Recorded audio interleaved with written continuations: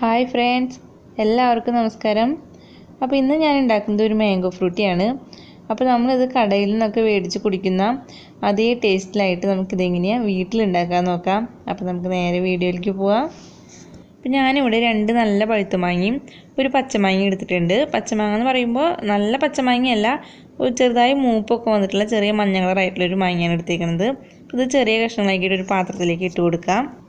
ഇനി ഇതിലേക്ക് 300 ml വെള്ളം ഒഴിച്ചു കൊടുക്കാം. അപ്പോൾ ഏകദേശം മാങ്ങയുടെ ഒപ്പം തന്നെ ആയിട്ട് വെള്ളം ഒഴിച്ചു കൊടുക്കാം.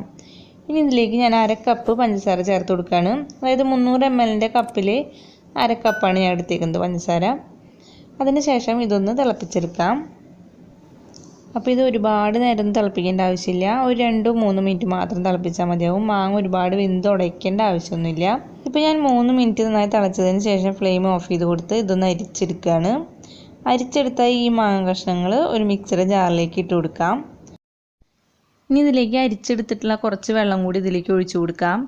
അതിനുശേഷം ഇത് നന്നായി ചൂടാറിയതിന് ശേഷം നന്നായി ഒന്ന് അരച്ചെടുക്കാം. മാങ്ങ കഷ്ണങ്ങളെല്ലാം നന്നായി ചൂടാറിയപ്പോൾ ഞാനിത് നന്നായി ഒന്ന് അരച്ചെടുത്തിട്ടുണ്ട്.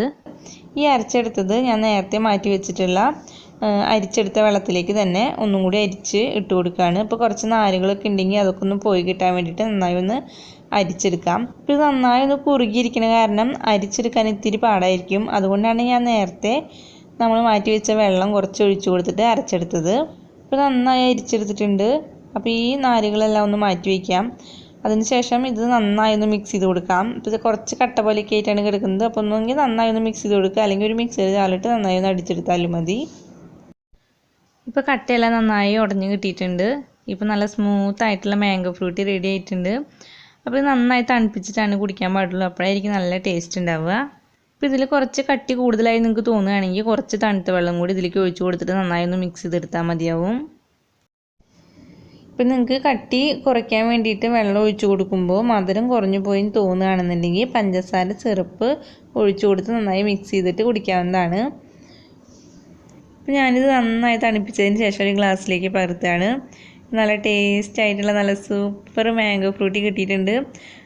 അപ്പോൾ നമ്മളെടുക്കുന്ന മാങ്ങയുടെ ടേസ്റ്റിനനുസരിച്ചിട്ട് ഈ മാംഗോ ഫ്രൂട്ടിയുടെ ടേസ്റ്റിന് കുറച്ചൊക്കെ വ്യത്യാസം വരും, എന്നാലും നല്ല ടേസ്റ്റാണ് ഇത് കുടിക്കാനായിട്ട്. അപ്പോൾ നിങ്ങളിതുപോലെ ഒന്ന് ഉണ്ടാക്കി നോക്കുക, എന്നിട്ട് നിങ്ങളുടെ കമൻറ്റ്സ് തന്നെ അറിയിക്കുക.